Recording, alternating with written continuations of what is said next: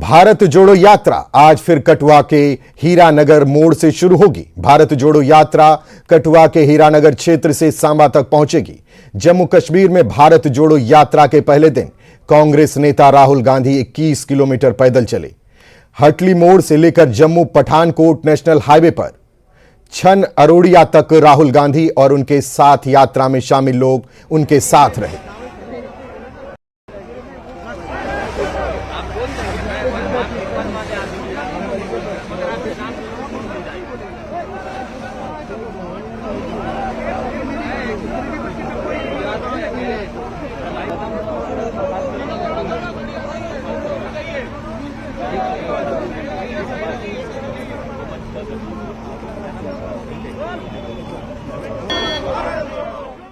Jammu police ने आज सुबह जम्मू के नरवाल में ट्रांसपोर्टर नगर इलाके में एक के बाद एक हुए 2 विस्फोट में कुछ संदिग्धों को हिरासत में लिया गया है, जिसमें 9 लोग घायल हो गए थे।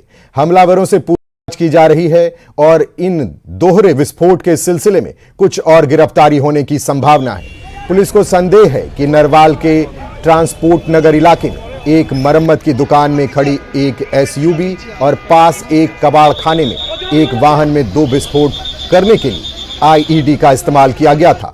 यह आतंकी हमला ऐसे समय में हुआ है जब क्षेत्र में सुरक्षा एजेंसी सक्रिय है। कांग्रेस की चल रही भारत जोड़ो यात्रा और आगामी गणतंत्र दिवस समारोह के मद्देनजर हुई अलर्ट है। जम्मू कश्मीर के उपराज्यपाल मनोज सिन्हा ने इस घटना की कड़ी निंदा की है और एजेंसियों को दोषियों को पकड़ने के लिए तत्काल कदम उठाने का निर्देश दिया है। इस बीच इन दोहरे विस्फोट के बाद जम्मू और जम्मू सांबा के अन्य सभी क्षेत्रों में सुरक्षा बढ़ा दी गई है।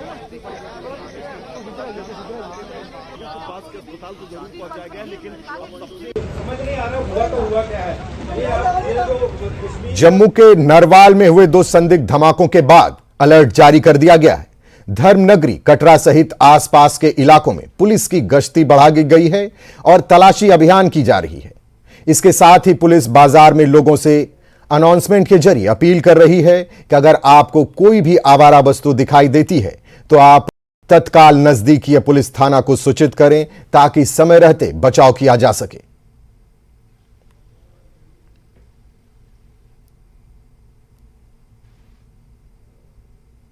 केंद्रीय रिजर्व पुलिस बल गणतंत्र दिवस के सुरक्षा आयोजन को सुनिश्चित करने के लिए जम्मू श्रीनगर राष्ट्रीय राजमार्ग पर कड़ी नजर रखे हुए है। राष्ट्रीय राजमार्ग पर सीआरपीएफ, आरपीएफ, क्यूआरटी की वाहनों की पेट्रोलिंग बढ़ा दी गई है। राजमार्ग पर 24 घंटे पेट्रोलिंग और चेकिंग की जा रही है, जबकि NH 44 पर कड़ी निगरानी रखने के लिए गश्ती दल को भी अलर्ट कर दिया गया है। किसी भी अप्रिय घटना से बचने के लिए जवानों ने डॉग स्क्वाड के साथ राष्ट्रीय राजमार्ग के साथ विभिन्न स्थानों का निरीक्षण किया।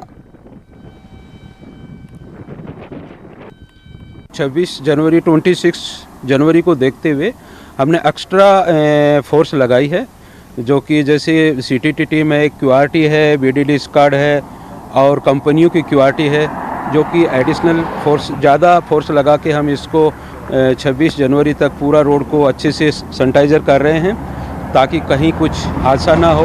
लगातार खबरें आ ही रही हैं, आप देख ही रहे हैं कि लगातार उधमपुर में 2022 में 2-3 एक्सीडेंट हुए हैं। उनको ध्यान रखते हुए इस बार ज़्यादा अलर्ट रखा गया है नेशनल हाईवे पर।